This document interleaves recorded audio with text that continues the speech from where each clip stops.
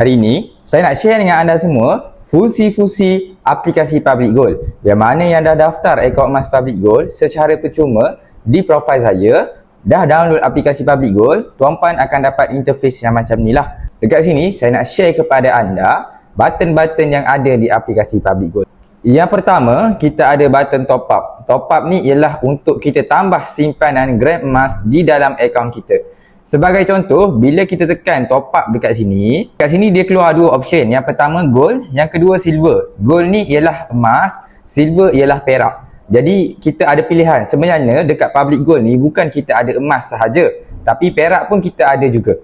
Okey? Jadi tuan-puan pilih saja emas kalau nak beli emas. Kemudian dekat payment method, kita ada 3 option. Kalau tuan-puan tak ada online banking, tuan-puan boleh bayar guna kaedah manual, iaitu bank in menggunakan CDM, cash deposit machine. Kaedah ketiga, kita ada juga auto debit. Auto debit ni dia buat potongan daripada akaun kita setiap bulan lah. Lepas tu, dekat purchase amount, tulis berapa banyak duit yang tuan-puan nak convert kepada emas. Minimum dekat Public Gold ialah RM100. Di mana RM100, hari ni kita dapat lebih kurang 0.2 gram emas.